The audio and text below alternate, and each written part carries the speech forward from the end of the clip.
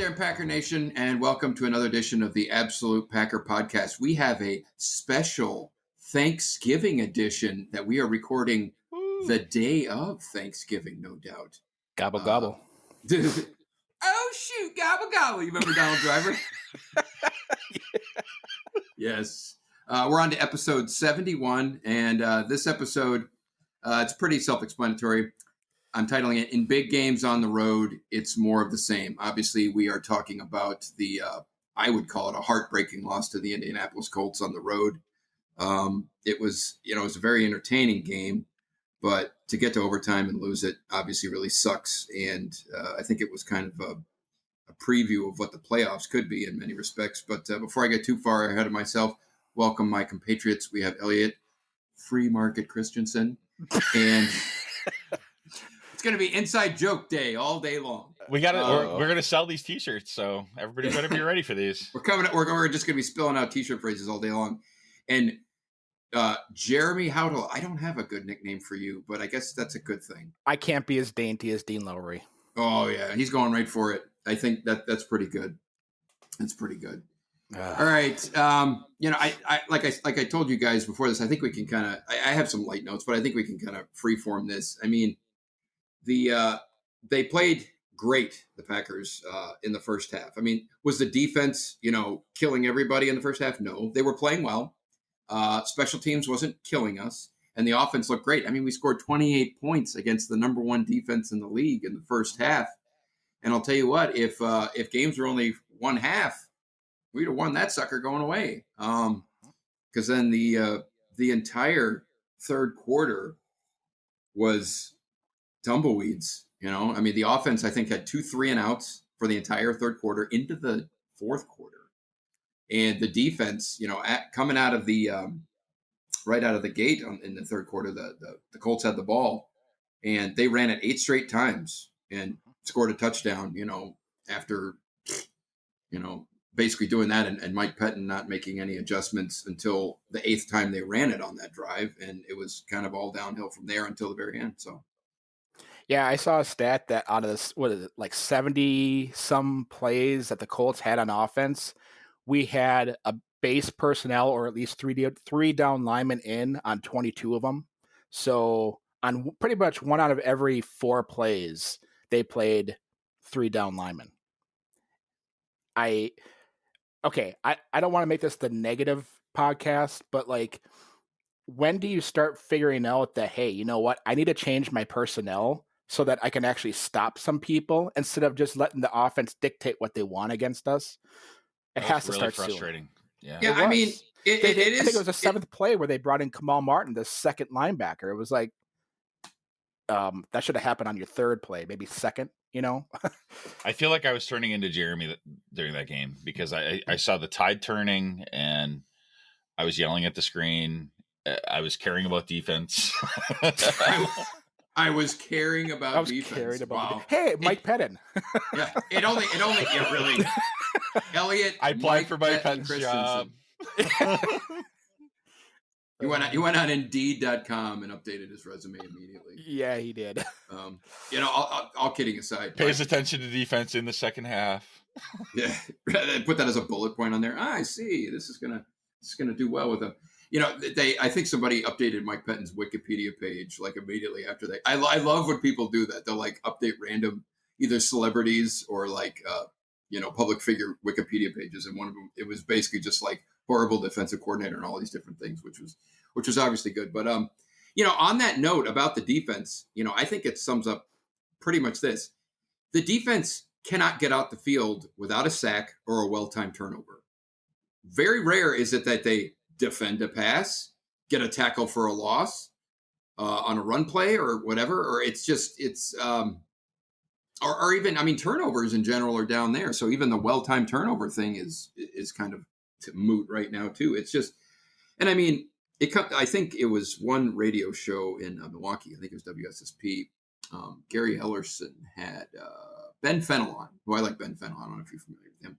And he asked him straight up, point blank. He said, when the chips are down, when it's down to brass tacks, and he kind of put out a hypothetical, but he said, if we absolutely, if our season and our lives are on the line, have to stop the run, it's not going to happen. And even Ben Fennell, he kind of paused and was like, yeah, I see where you're going with this, and Ben Fennell's very, very positive. And it's, again, for the life of me, I don't know why any team throws on us. I would run on us every down until we stop it. Honestly, I would agree with you.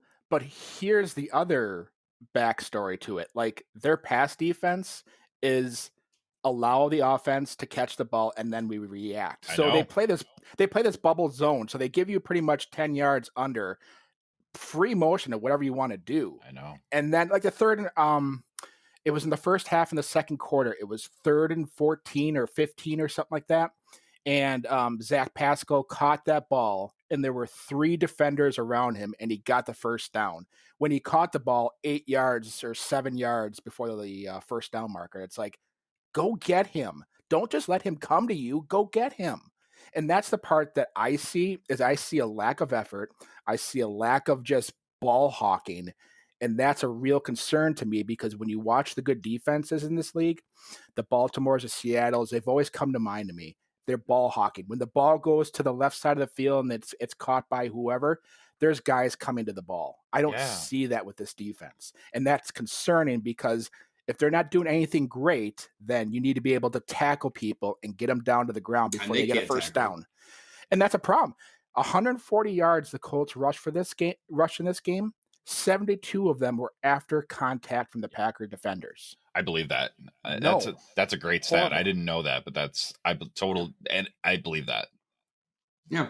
Yeah. And and maybe later on I'll go through all these stats that I kind of was talking to you guys about, but like, you talked about sacks and interceptions, Andy. They're down. Oh, way down. Compared to where they were last year, they're roughly half the amount of sacks, half the amount of interceptions. They're one of the worst in the league right now with team interceptions of 5. They've had 5 interceptions through 10 games. Yeah, and I think it's pretty easy to know why all that stuff is happening. It's because when you run for 7 yards on first down, our team is built to pressure the quarterback. But when you're constantly when the offense dictates to us, our defense, and they're in 2nd and 2, 2nd and 1, they're just running all over us. So it's leading to we can't pin our ears back and pressure. I think it's not all of it, but I guarantee that's a huge part of it. Well, you're right. And the part of, if you look at the history of Mike Pettit as a defensive coordinator, he always values his outside guys getting pressure. So that's why they went out and signed the Smith brothers and drafted Gary in the first round last year. So he always puts the onus on his outside linebackers to get pressure on the quarterback. And right now, those 2 guys, consistently wise, especially Preston Smith. Oh, God, Preston Smith, I saw a posting about most wanted. Where is he? Yeah, true. Zadarius Smith, he's got 8 sacks. He's got 2 fumbles, forced fumbles, fumble recoveries, whatever. He's doing the best he can, but he's the focal point of any offense that comes with a game plan because they know he's the only guy that can get to the quarterback today. So I excuse anything that is, put against him on here, but it just goes to show you that we need more playmakers on the defensive line and linebacker to make up for this lack of playmaking ability that we currently have. Yeah, and I mean, we've talked about it ad nauseum that they have an extremely undersized defensive line. It's not helping the outside linebackers when they're crashing down and then they're just running up the gut and stuff like that. Yep. And Preston Smith, I think it's past time that he should basically switch roles with Rashawn Gary. Rashawn Gary should be getting the bulk of the snaps. He hasn't become lights out, but he's steadily progressing. When you showed me those stats before this game, I mean, it's good to see. And I mean, look, he's playing better than Preston Smith. Get him out there. Well, he's giving more effort. That's for and sure. I think he's playing better, period, too. But more effort. I mean, I think Preston Smith is loafing out there. And I'll tell you what, when you match him up on a tight end down in the red zone and his task is to defend, that was laughable. When they got, that's almost not even Preston Smith's fault. It's like if it was good Preston Smith, who was actually trying really hard and really keeping up with him, he'd be hard pressed to defend him. But when it's this Preston Smith, forget it. Well, do you think it's that? That's the drawback to a 3-4 scheme is you're going to have plays at times where your outside linebackers are going to be man up on a tight end or receiver. That's the drawback to the scheme. And that's the Colts saw that. If you watch the play, you watch Phillip Rivers, he saw it.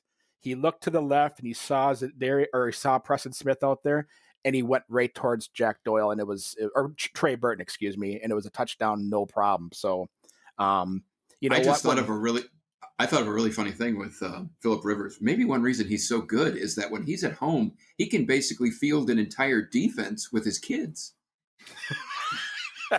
How many does he have? 9? If you put his wife in there, include himself, he's got 11 guys. Oh my God. Guy's got 9 kids. So maybe that's why. I'll tell you what, watching him throw a football is painful. He throws it like half sidearm shot put style. Every time it works.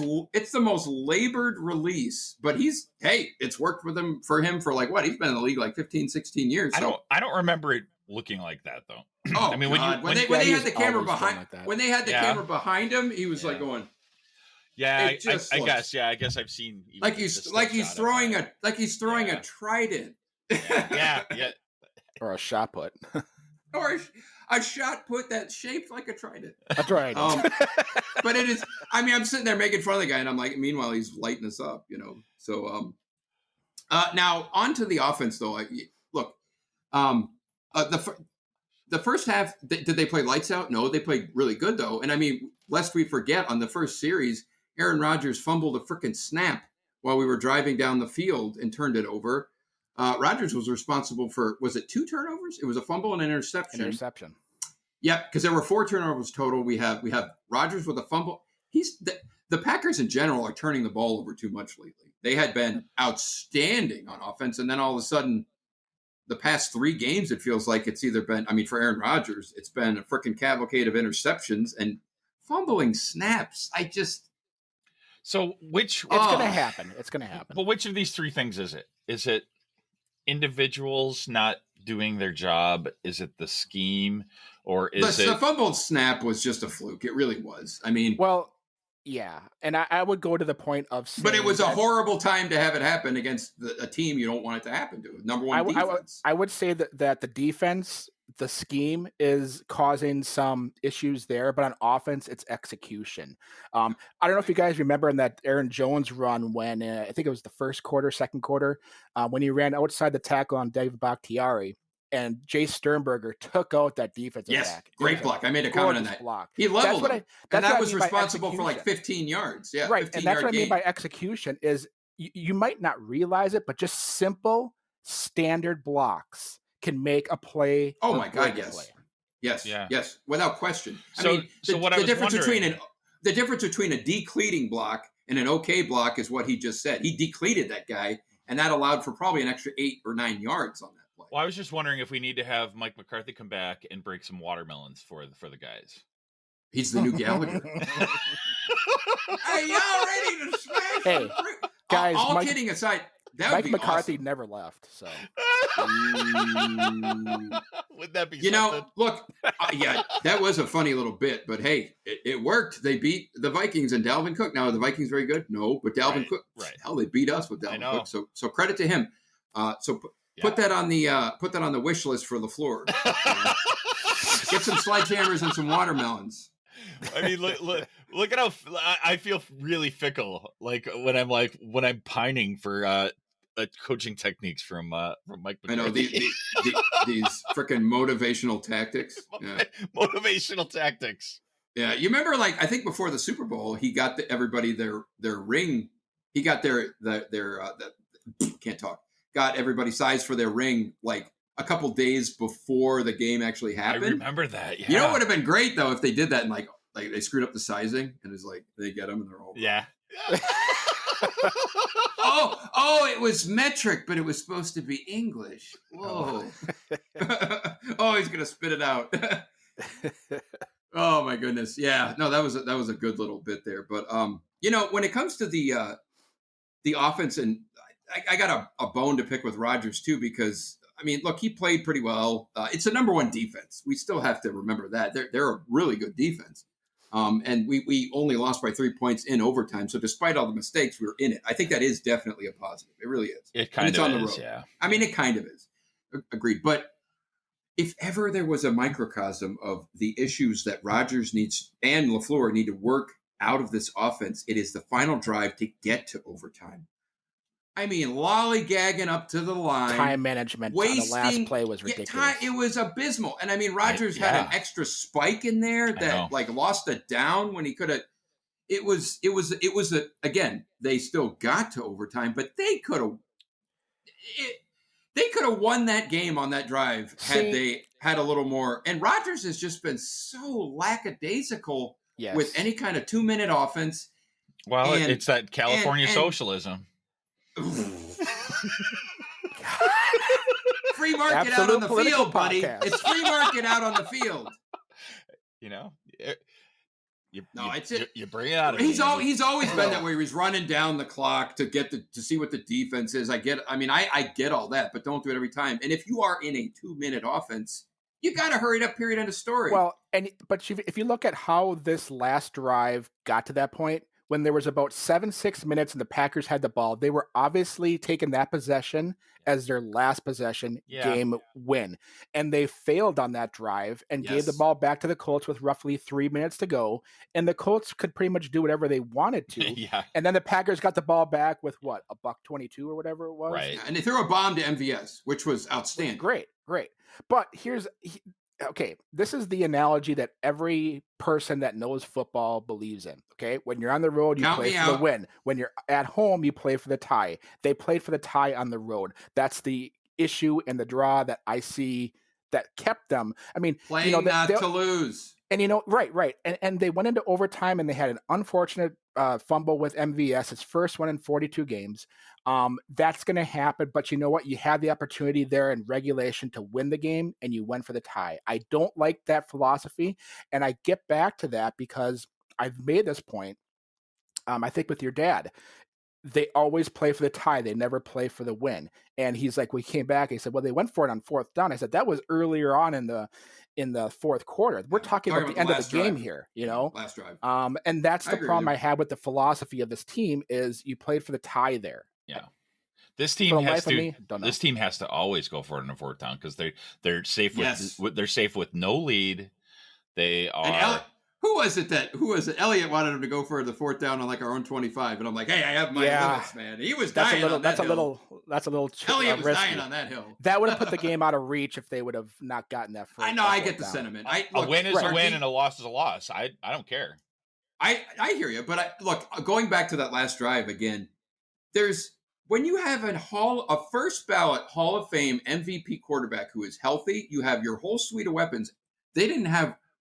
I think they had every preferred starter in that game on offense, except for Lindsley. He got hurt. But Jenkins, I should, as a little side, Jenkins, talk about a lifesaver. That guy can play any position on the line. Yeah, he's our best player in the Goods draft history. Yeah, I agree. Did you hear Jenkins after the game, actually, though, on that fourth down where Rodgers got some pressure and he overthrew Williams on that because he got pressure in his face? Mm-hmm. Jenkins said he owned up, and this is one of those things you just don't know unless the player tells you. He goes, I tried to sell the run too much, and I got off track, and the pressure came, and then so basically, you talk about a game of inches. That was a game of a half a second more. That might have been a touchdown to Williams. Yep. So it's just it's like death by 1,000 cuts in this game. I mean, and that's why I keep on getting back to the part of execution is you look at just simple things like that. A simple block, sustaining a block. I think back to the first half when Billy Turner gave up a sack to Justin Houston. If he would have just finished that block, he had Devontae Adams wide open on a crosser underneath, but he couldn't see him because by the time he did, Justin Houston was on top of him. Yeah, so it's like a symphony it's with the timing of simple things. Finishing out your block, those things make a world of difference. Yeah, I mean, it is that ultimate team sport, to your point, because you'll go back and you'll say, oh, I had this guy wide open. But then when you pan back and you look at what's going on with the quarterback and the pressure, it's like, even if it's that half a second, and sometimes not even a half a second. It's literally that split, quarter of a second that if all the guys, if they're not in sync with that kind of symphony, it can be the difference between 7 points and a freaking turnover. It's amazing. But Right. it's definitely true. Right. So, I'll tell you what, so when Rodgers, it was third down when Rodgers threw that bomb to MVS on the last possession in regulation, right? That wasn't fourth down. That was third down. Yeah, I think But so. he was deep in his end zone, and it's like, that was MVS, this was probably, look, the fumble was horrible. Don't get me wrong. And I didn't realize that was his first fumble of his career. So that's, it's third year. But take away that fumble, and that was easily his best game of his career. And I'm trying to look at some of the silver linings here, and it's like, outside of the Saints this year, this was the big one, or maybe you could even say Tampa Bay, but Tampa Bay we got whooped, so that was kind of. But outside of the Saints, it was good to see MVS show up against a great defense, and there were elements of clutch things in there, but then again, man, yeah, it was. But that was a beautiful pass, beautiful catch. I look at this team and I tend to think they're not that far, and I'm trying to stay positive here. This is what I'm looking at. Okay, we're talking about execution. They've lacked in certain big plays. Their inconsistency through a full 4 quarters has not been there all year. They haven't put it together with all 3 phases in a long time. And that's, I think, the positive we need to look at as far as fans go, is that we haven't had a game where we played a full 4 quarters. We haven't had a game where all 3 facets of the team kicked butt. And we haven't had a game where execution was just outstanding. Just, simple blocks, running routes, just simple things that we don't look at as fans. Yeah. And that's the encouraging sign that I see, that I look at to like last year when Kansas City went to Tennessee and lost a game there, and they were, I think, the same record as us, 7-3 or something, like 6-4 or whatever.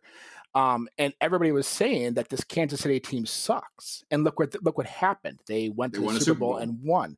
And they didn't have a great defense. They had probably a slightly better defense than ours, but yeah, they got more difference makers than what we do. But like, the season could turn like that. We've been very doom and gloomy about this team, but really, when you look at the grand scheme of things, there are just little things that they need to improve upon to get above that notch and be a good team when the playoffs come. I tried to be positive about it. So no, I hear you. And look, I think I also said to you guys, like during the game and even after in my blog post, that this game feels like a harbinger of what the playoffs are going to be. Unless they do. They're probably going to have to go on the road, probably, at some point.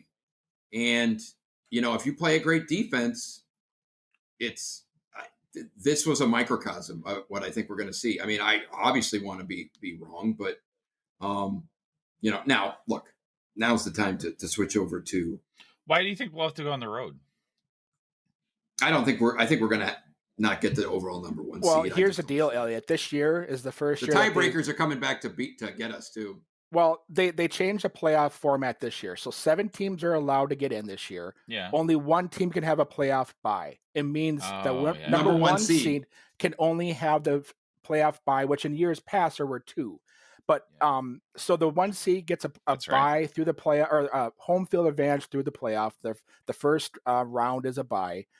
So if you're a number 2 seed this year, you're a top wild card, and you play on opening weekend of the playoffs. You don't have that bye. So that's correct. Okay. And could we still get the 1 that's seed? Right. Yeah, we could, but it's going to be tough. When I look at the rest of our schedule, I don't think it is that tough to get a 1 seed. Yeah, it isn't. The only team that I think we might lose to is the Titans. True. But we can't lose any more NFC games as far as tiebreakers go. He's right. We can't lose another NFC game. We can't. Right. Now that was like kind of the quote silver lining of this game, is that it was a non-conference game, but almost from like a mental perspective and just a team growth under LaFleur and all that kind of stuff, I think it was still a good microcosm of you know what, you guys are so doom and gloom, and like It's almost playoff time. I'm so excited. Well, and it's funny too because he's so excited he slept through the podcast. Oh, ouch! You know what? Nobody knows how early it is. You guys wanted to record at 6 a.m. It's that free market alarm clock. I never wanted to do that early. Oh yeah, I've been up at 6:30, baby, recording music. I got a new song in the works. But like, okay, if you look at the last 6 games here, and I've read articles that talk about the Packers are going to face some really good rush offenses, except for Tennessee. Chicago has the worst rush offense in the league. We played them 2 more times. They are the worst rushing team in the league. Right. They have the worst offense in the league. Damn near, maybe the Jets. Are worse. Total yards are 31st. Yes, but the Packers should be able to just destroy the Bears. I feel like this team. We know, Elliot. We know. I mean, I look in a vacuum, yes, but we damn well know there is no way this team can just show up to any game and just hope to beat a team. Not going to happen. And granted, the Bears have lost, 3 in a row? 4 in a row? 4 in a row. Yeah. They are not, I don't think they're that bad, but their offense is. Really no, their defense is good. And I mean, it's fine. Look, Rodgers has been turning the ball over like the past 3 games. And I mean, again, against good defenses, good to great defenses, Rodgers hasn't been very good in a long time. Now, look, he put up 28 points in the first half against the Colts. I'm not going to, besmirch that or anything, but I disappeared. You're being kind of rough because, this is. Oh, go ahead, Elliot. No, I mean, I've only seen, I think, 2 very bad passes that I can think of this whole. Well, year. I'll say this, Elliot. I mean, I'm framing it up from the standpoint of more so not that Rodgers is struggling all of a sudden, but more so of the fact that they can't just show up. Right. They can't. Against any team, they can't just show up, and they cannot rely on Rodgers to take. They have to. Top. I mean, I would venture to say that in order to beat any team, they have to bring their B game. Maybe, I mean, C game is like what they did with Jacksonville, and the only reason they won that game is because Jacksonville was bad. But you bring a C game against the Bears, I don't think the Bears are much better than Jacksonville. I feel like Jacksonville brought their to Jeremy's point, though. I mean, their offense is very bad, but their defense is very good. Yeah. And they probably I have to segue into the next thing. Individual players have something to play for, but what do the Bears have to play for? I don't know. They're not going to win the division. They're not going to matter. They're playoff free market. The free market is at stake. I don't know. What's their likelihood of making the playoffs? Is it high? Right now, they're number 8 seed, and there's 7 teams that make the playoffs, so they're right in the thick of things. And again, they can't. Okay, I know the Bears still suck, but they don't at this point. Okay, they're still. Well, let me ask you this. Going into this game, are you like, it's a win? I'm not. No, I never went into any game thinking any game's a win. No, I mean, is the likelihood high that they went into Jacksonville with a W on that one? And you went into the Colts with an L on it, and I had a win. And with the Colts, I was like, I felt like it was a toss up, and that totally was a toss up. We're being really rough on it. It went into overtime. It was a toss up. What am I being rough about? I predicted the Colts were going to score 33 points. They scored 34. No, I'm sorry. No, you were. I feel like our predictions were really good, but like I feel like it's the subtlety. Like I feel like you're slightly more negative on them, and I'm slightly more positive. That's all. Well, let me tell you, this is going to fill both buckets, positive and negative. But it's going to start. Of course, it's Andy. All right, there you go. Filling buckets with positivity and negativity. There's a good shirt. It's a good band name. No, okay. Now, did you guys read the grades from Bob McGinn? Nope. That I sent? Sorry. Okay. His entire dissertation at the beginning of his grades was about nothing but the special teams. Yeah, they've been horrible. Yeah. The special teams were the side of the ball that lost this game ultimately because they were terrible. Terrible. I mean, you had J.K. Scott. I don't know what's going on with him. He it's like a mystery. He's like he's out of the game for personal reasons, and then he flies in on a private jet and he makes the game. He's in a dome and he averaged like 35-yard. He didn't punt well at all. Yeah, but he's a punter. We just pick punters up off the street. He was a 5th-round pick that was punting in a dome. He did not punt well. That's and number one. Has a big number leg, two, according to. Number two. I mean, Darius Shepherd, is he still on the team? He shouldn't be. He shouldn't. I mean, look. Did you see how they purposely kicked the ball to him? Yes, every time. Elliot, they didn't. They purposely kicked the ball short every time to Darius Shepherd because it was like they were not worried about him at all. And I mean, Shepherd, look, he's not getting the greatest blocks. I'll be, right. But it's not like it's terrible. But Shepherd he's a fringe NFL player at best. So, I mean, it was like bound to happen. And obviously he fumbled. So, I mean, Mason Crosby hit the field goal at the end to get it to overtime. And that was clutch. We know how much Elliot loves Mason Crosby. He was the one, shining thing of special teams. But we shouldn't be kicking field goals. We shouldn't have kicked a field goal on that game. Well, that's not Crosby's fault, though. No, it's not. Yeah, I mean, that is more on the offense. But I mean, the special teams, let's put it this way. If we had average, competent special teams, we win this game. Right. And I mean, coverage wise, we're okay. But when we actually have to return a punt or a kick, we're the worst in the league. Our averages are the worst in the league. Now, well, we should never be returning. We should never be returning. But when you have to, Shepherd, when you have to, when they're kicking it 5 yards short, you have to. Right. That's the genius of that plan, was that they knew how bad our kick return game was. They're just like, we're not going to boot anything in the end zone. Right. I don't blame that was smart on the Colts part, and it exposed what we are. Now, look, when we have Tyler Ervin back there, we're better. We're not like, leaps and bounds better, but we are better. But he's hurt, so that's obvious. Now, look, when it comes to special teams, I put this in my notes that we consider as an organization from the top down, special teams is basically, it is a necessary evil. We don't consider it a weapon. We don't consider it an advantage. We look at it as like it's over there, and that's got to stop. It's been 30 years since we treated it. Do we make the Super Bowl in 1996 without Desmond Howard? No. He was a difference maker. Special teams was a difference-making thing. That's a great point. We talk about the little treat things, it as a weapon. Field position is the name of the game. You always want to put your opposing offense as far back as you possibly can. And to Andy's point about J.K. Scott this game, he was punting from near our end zone and kicking it to midfield. Now, that flips the field position tremendously in a dome to Indianapolis, which led to their success on offense. Yes. And it gave the defense a harder chore to stop them. And, our defense right now is having a tough time, and he's not helping them in that respect. So I look, the way things are going right now, J.K. Scott's not going to be the punter next year. He's not. We'll see. And it doesn't help that we play at home. Well, if you can't punt on the road, and if you can't punt in a dome, what chance do you have in the cold weather at Lambeau Field? And he hasn't punted well in cold weather. So right now, unless things precipitously turn around with him, he's not going to be the punter next year. He's hurting us. But I mean, how many bad punts has he had? Too many. Well, and look, his draft status is a problem. It is. Yeah. You have to talk about the last two games, his punt per average has been way below average. And in last game, we have to admit that his less than average punts put this team at a disadvantage in the second half. They did. They didn't cost us the game, but they contributed. They contributed to the demise.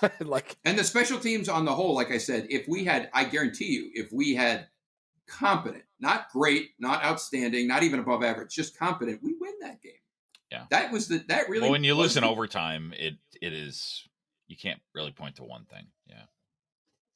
No, but I mean, look, Menenga, I don't know.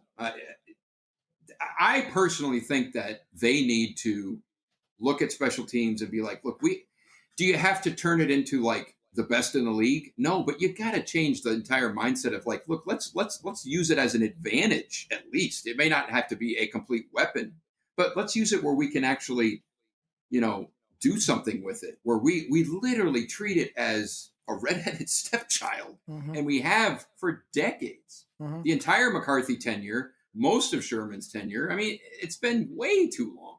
I would just be happy that we pin opponents inside the 10-yard line. I'll just go for that. I'm not going for the But we world also here. need decent returns. I think that's the other flip side. I mean, punting and kicking and from that perspective, we do need. I would be more inclined to have something that is, to your point, let's pin people back, let's get some more touchbacks. But on return game, it's But awful. I mean, right, and I showed you that screen clip that I took of the punt return last week that Jacksonville had. That cannot happen when you have this green sea and all these Packers to the right being set up by wedge blocks that can give this punt returner the avenue to the end zone. And Those are the the little cherry on things top that I of talked that. about. Yeah, and the cherry on top to that exact play that he's talking about versus Jacksonville when we gave up the punt for the touchdown. J.K. Scott hit a line drive that had no hang time. So the blocker, it's all, you got to give him some hang time to get the blockers down there. But on that play, the defenders from our special teams did not seal off that field correctly. They left a gaping hole. And whether that punt had another second on it, if they were going to play the punt that way, it was going to be a touchdown no matter what. And that is your special teams coordinator saying, guys, we have to contain our gaps. We have to keep our segments of the field closed off and not wide open. Otherwise, we're going to get hurt. And that's what happened. Now, if you guys remember, Jeremy, you probably do, but like when LaFleur got hired, he was actually going after a really highly regarded special teams coach for a while. Yeah. But rumor on the street is they didn't want to pay him.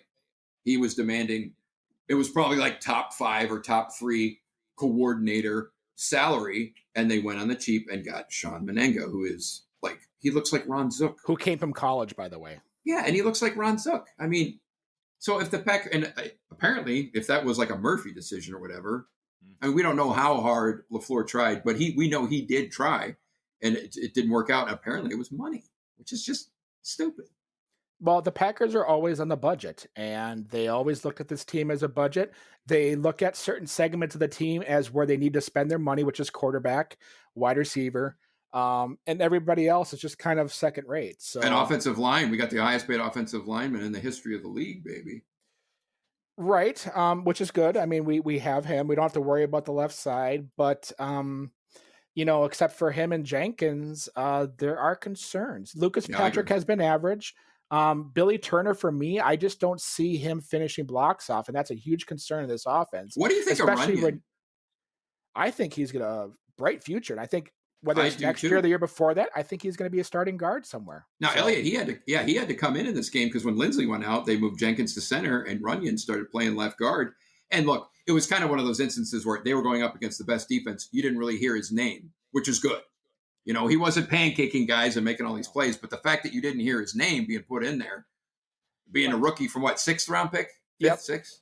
But Lucas Patrick also plays center, and they put in Jenkins before Patrick, which they valued Runyon on the left side better than they did the right side, which is what I made the assumption from that move. So, but yeah, I mean, look, I think things are Runyon. I mean, he comes great stock. He comes John Runyon Jr. His dad a Hall of Famer, or? Yeah, I think so. He was a perennial. Oh, he was a Pro Bowler.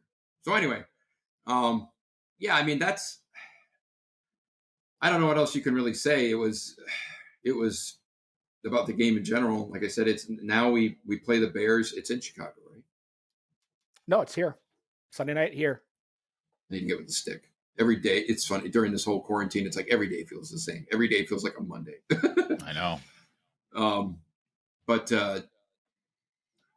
yeah, I mean, as I get time to digest what I was heartbroken after this game because it was like the other stat about overtime. God, you see, Rodgers is 2-8-1 in his career in overtime games, where he hasn't even gotten the ball in like 4 of the games. Right. He's turned. There's been turnovers twice, and there was like a tie in the other or something like that. I mean, the way he's horrible in overtime. Mm-hmm. And for whatever reason, when you say it like that, it doesn't sound like he's horrible. It sounds like he's on horrible teams. Well, he also turned the ball over himself, though, for a guy who never turns the ball over. He's had a limited number of, Now, look, he wasn't responsible for the turnover in this game. Right. In overtime. But he had another pick. I don't know. I don't know. I guess the big thing going forward is they got to stay healthy. I think we're going to see Rashawn Gary play more than Preston Smith. Rashawn Gary is ascending. He's not on a sharp curve, but he's on a steady curve. I'll take it. And they brought in a 350-pound defensive lineman the other day, Jeremy. Give me the meat. Give me the meat. Yeah, it's not Snacks Harrison, but it is a guy who weighs a lot. No, but it's funny. Did you hear that they did try to pluck Snacks Harrison off of Seattle's practice squad? Well, now, I did see that. And is it up to Snacks Harrison to make that decision, or is it Seattle who goes, no, you can't take him, we're going to sign him to the active roster? No, Seattle just brought him to the active roster. Okay. That's how they solved that. So, okay. No, I hear you, but I wonder, like, if you do try and do that, can Snacks Harrison say, no, I want to go to the Packers. I don't want to go to your active roster. He can. Now, in years past, practice squad are technically free agents, so they can go and sign with whatever team they want to anybody's active roster. This year, you can protect guys. And I forgot the exact number of guys that you could protect. It's because of COVID, I imagine. Probably. Because, a lot of teams put their third and fourth quarterbacks in the practice squad and they want to protect them, for obvious reasons. But, like, right. If I heard he was not protected, that he pretty much, these guys, like I said, they're free agents and they can decide whether they can move to another team or not. But from what I've heard, like I said, Seattle pretty much activated him up to the active roster pretty quickly, but he didn't want to come here either. So. Oh, well. But look, we got a big body guy. Am I saying maybe he'll be the next Howard Green and we'll see him bat down a pass in the Super Bowl or whatever? Let's hope. Yeah, big old Howard Green. I remember the Nick Collins play. God. Was directly tied because to of Howard Green. Green. Yep. Man. So, I mean, as the days wore on after this loss, I'm feeling a little bit better because, I mean, we had a ton of mistakes and still made it to overtime against the number one defense. I think that is kind of a quote silver lining. The other thing that we forgot to mention that was weird, I'd never seen it.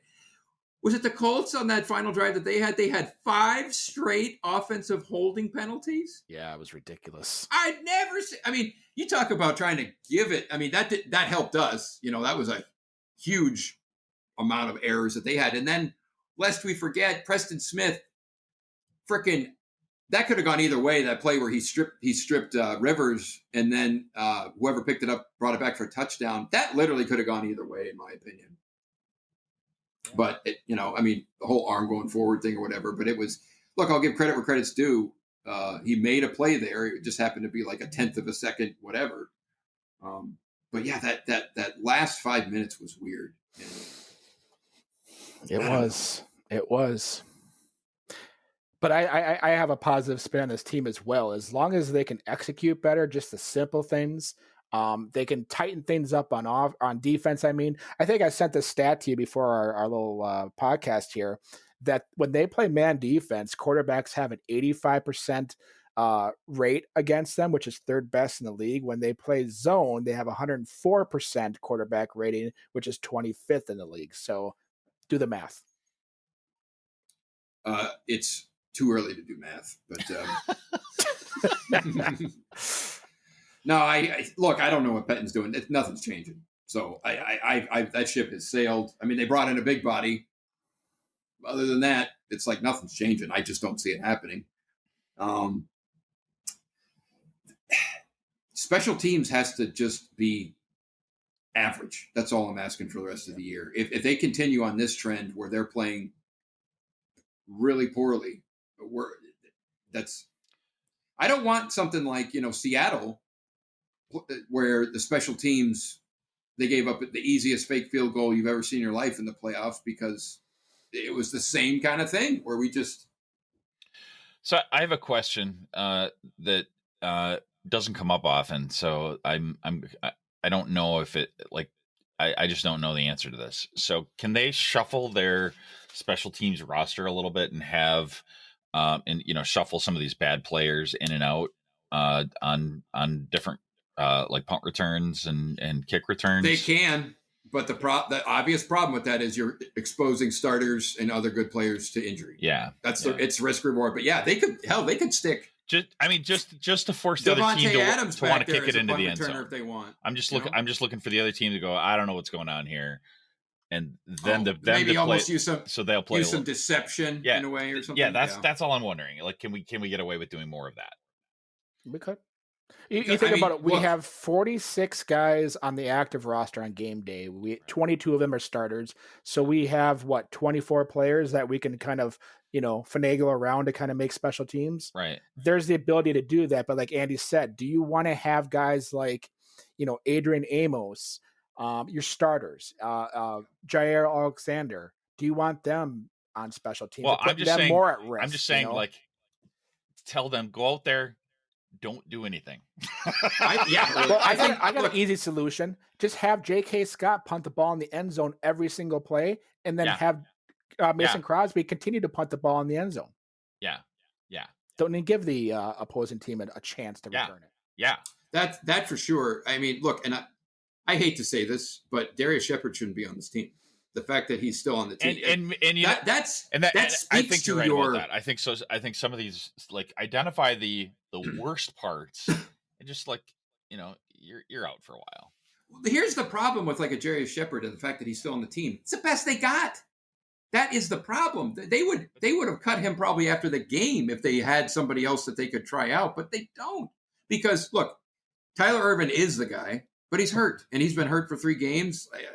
Hopefully he comes back. I think when he comes back, that'll definitely help. But the drop off between Ervin to Shepard is huge. It's obviously huge, and that's a problem. But here's the deal. They also have a veteran on the practice squad named Seth Roberts who has returned kicks and punts in his career. They do have an internal solution, possibly, if they want to explore it. They got to move on from Shepard. He needs to be off the team. And I hate to say that, but he... Okay, so to what I was saying before, the fact that the opposing team wouldn't know better, at least that buys us a week, right? I hear you. I don't know enough about that. The strategy of trying to use some kind of deception seems nice. It just mixes it a little bit, because right now, if the opposing teams can just identify a weakness over and over, where just run it against the Packers every time because they can't stop you, always kick it to their weak point, their weak place, because they can't stop you. I mean, these are just this is not working. Yeah, I mean, look, I hear you, and I think, again, some of the problem is when you have nothing better. If literally your best option is shit, yeah, I'd say it. Yeah, that exposes the roster more so than the coaches. I mean, look, in the meeting rooms with Menenga and LaFleur and all them, when they're talking about, they're probably looking at Shepard going, but that's all we got. But that also makes me feel, and that's like on Gutekunst. That's on Gutekunst, because that's Gutekunst. How you manage your roster. Now, if you look at how the Packers do it, they fill out the bottom of their roster with undrafted free agents. Teams like, and a lot of rookies, right? And teams like Baltimore right now, they're going out and trading or signing veterans who have proven it. Yes. Year after year. They may be undrafted, but they're veterans. Yeah. We have undrafted free agent freaking rookies all over the place, young players. And that is kind of like the Belichick model too, is he would lay in the bottom third with, they weren't Pro Bowl players, but they were veterans who've been there. Yeah. We love young, raw, undrafted, rookie type players. And that's great for development, but man, look, too late for that crap. Yeah. And when your team that's an organizational personnel philosophy. But that's always been their philosophy, is they want to fill out the bottom of their roster with these cheaper guys, For instance, Elliot, the gunner for the Patriots is probably a 3 or 4 year vet. I know. Who might have been the fourth or fifth wide receiver on somebody's team. Meanwhile, we got some guy from Indiana Terre Haute State that didn't even get drafted and is a rookie. And I feel for him, because you can't have everything. There's the salary cap looming, right? So you can't have the best quarterback. Well, those guys down there, they're all getting minimum deals. And I think I don't know. I don't want to be the Patriots this year. We aren't. We're good. So, I mean, they go for it all, and they lose a few key players and they're done. So they're done, but yeah, they're down. They're done for this year. Did you read that article about Belichick, who said we went all in and won 3 Super Bowls? Did you read that article? No. Really, it's interesting. No. Belichick basically he opened up and just said, look, we're going to be down this year. We made some salary cap moves. We went all in for the last or what do you say, 4+ years, and we won 3 Super Bowls because of it. And you're like, oh, yeah, nice. Yeah. Well, I mean, we know that. It's just nice that he's honest about it. Now, Gutekunst would go out there and be like, he would try and spin the same crap. We went all in. It's like, no, you didn't. Right. It's just so. I don't know. I'm still feeling, barring injuries and the special teams just playing adequately, I think it's going to have to be the recipe's the same. It's going to get in the playoff. We'll win 11 or 12 games, get in the playoffs. Hope we can get hot and string some things together. That's what's going to happen. But okay, I want your take on this, you guys, because I'm gonna provide some stats on this defense, which we have pretty much thrown into the gutter this whole season. Okay, so this is just total defensive stats. So total yards they've given up, they rank 13th in the league. They've given up 344 yards per game. Passing, opposing teams have passed for 230 yards, which is 13th in the league. Rushing, which has been, our biggest drawback to this team, they've given up 113 yards, which is roughly, I don't know, between 13, 14, and 15th in the league. Points-wise, they've given up 25.8 points per game, which is 19th, I think. And then let's talk about sacks. They have 21 so far, which is 17th in the league. And interceptions, they have 5, which is 28th. So is this defense as bad or as average as the stats suggest? I think they're average. I would say to that? I think they're about average. But the one caveat, I mean, obviously there's context within stats. And I would say when it comes to situational defense, they're bad. That's where the stats lie. I mean, which situation? For instance, coming out of the third quarter, they ran it 8 straight times before we put an inside linebacker on the field, another inside linebacker that could stop. That's situational football where that's stupid. That's straight up coaching. Right. And how about that's where the stats lie? How about short yardage situations? Yeah, how about 3rd and 13 when they're playing 15 yards off the ball? Well, and even in just short yardage situations, 3rd and 1, we have a dime personnel in there. I mean, yes, it's so stupid. Yeah, it's just it's elementary. Yeah, those drive me crazy. It is the situational football. The 3rd and 13 is a little tougher, I think, but the 3rd and 1. There were some 3rd and longs where they basically the Colts were almost trying to do give up stuff, and then they pitch a screen, and we'd have 10 guys off, and they'd pick up 12 yards on 3rd and 13. Then they're like.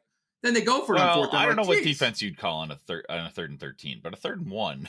I wouldn't give him 10-yard cushion and sit back behind the first down marker. No, guys, the Colts had a 3rd and 19 when they got their last field goal, which ended up being kind of the decisive one. 3rd and 19, and they got 16 yards, and they didn't even challenge the ball. Unacceptable. See, that's the situational stuff that is killing this team and killing this defense. Okay, on the flip side, though, you don't want them. You want them to be a little dainty and not commit penalties, right? What does that have to do with penalties, though? Well, I mean, you want them to be careful, and sometimes a little caution. I think I get what you're saying. You have like the needle. It's like aggressive, cautious. Their needle is pointing way too much towards caution. Maybe I don't. All the time. I don't know. Collectively, all the time. This is where like my brain is not. I'm playing checkers and Jeremy plays chess. Where I don't know if that's due to the scheme. I'm playing canasta. I don't know what you're playing sometimes. With myself.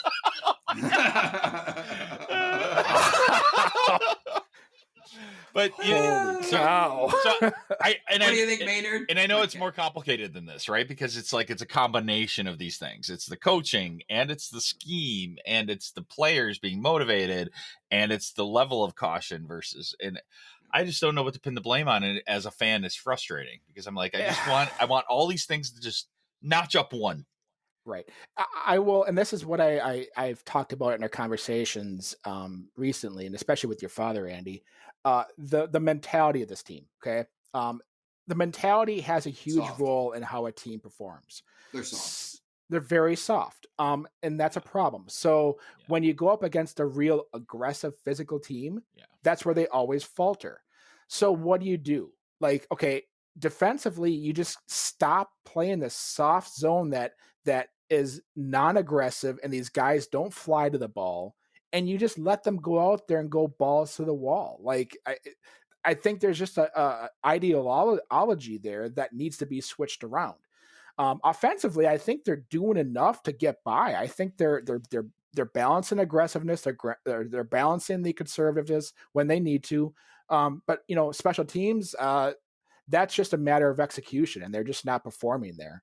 But I would argue it is execution, but I think it seems to be with special teams, the quality of your coach is directly correlated to what you put on the field. These coaches, and that coach who we were trying to get last year, he fielded the number one special teams in the league last year. Did I not say execution about special teams? If I didn't, I apologize. That's what I meant. Well, I mean, like I said, with special teams, I think it's obviously execution, and you are generally, you have more of the bottom of the roster guys, which I understand, but your coach, I think for whatever reason, and I'm not sure why this one seems to matter more than others, but it's like why they can't spend an extra $200,000 on a great special teams coordinator when it could literally make the difference in 10 ranking points. I don't get it. Rick Goslin. I'll send you guys a link after this. Rick Goslin, who's like the special teams grading guru and has been for like 40 years. He's graded every team's collective special teams. He has like an end of the year grade. He's been doing it since like 1990. And the Packers have been atrocious. And this guy compiles tons of data and stats and everything. He has a lot of history. He's really good at a lot of experience. I'll send you along this guy's stuff because it's for the Packers. It's very sad. It's sad.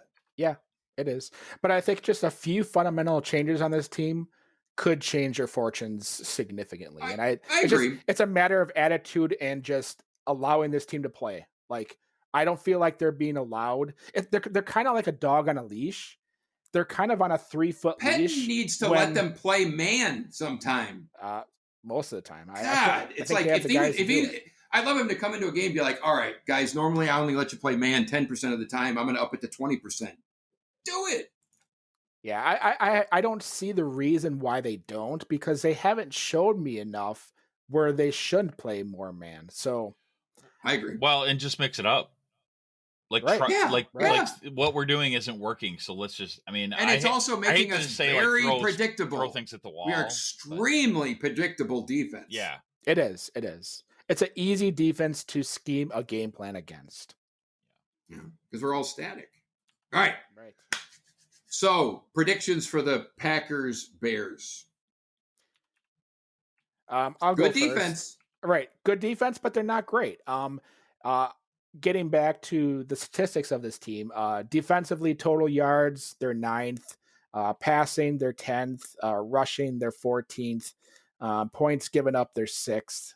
They do have the same amount of sacks as us, the 21, and they only have 6 INTs. So this isn't a defense that has been overperforming. It's a defense that can be beaten. But offensively, this is where the night and day contrast is significant. Their offense is the worst in the league in most categories. I think the only area where they're actually in the 20s is passing, 24th. But the rush offense is the worst. Points is almost the worst. This is a team that can be beaten. I mean, to me, look at this, the statistical breakup of this team, they're very beatable. But we know how the Packer-Bear games typically play out. They're close, hard-fought. And I'm going to go with that trend, and I think it's going to be 23-17 Packers. I'm just going to say 27-20 Packers. 27-20, huh? Covering the spread. No, it's not. Spread's 8.5, isn't it? No, the spread is 7.5. I don't pay attention to any of that crap, to be honest, but yeah, 27-20. I'm going to say 28-20. I'm going to cover the spread. But yeah, the points 45.5. So higher scoring, which I think to Jeremy's point, it's a divisional game. They know tendencies. Some of that stuff goes out the window. That's got to be. I agree. I know. Worth at this least is where 3 I'm torn. points. Yeah, I'm gonna say 28-20 though. So let me 27-20. All right. I gotta jot yours down again. I'm sorry. I was fiddling with something. All right. It was fiddling while Rome burned. All right. So what did you say again, Jeremy? 23-17 pack. 23-17. Okay. Cool.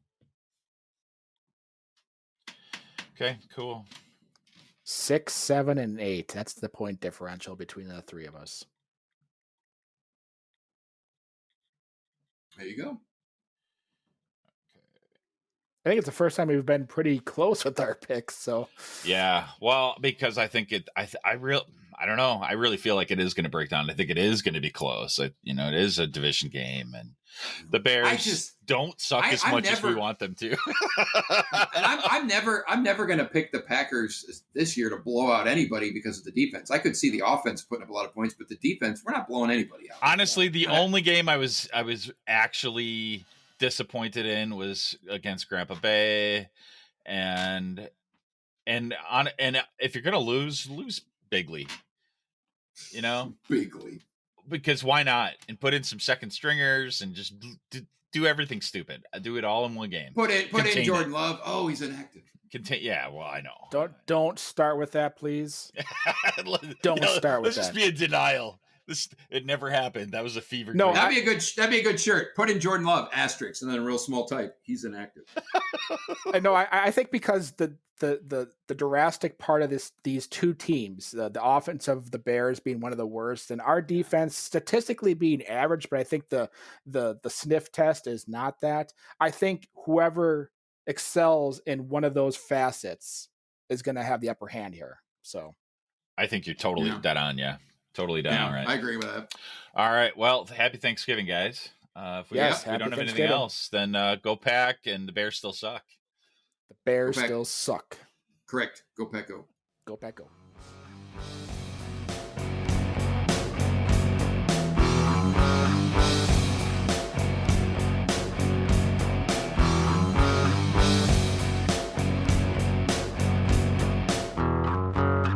Podcast.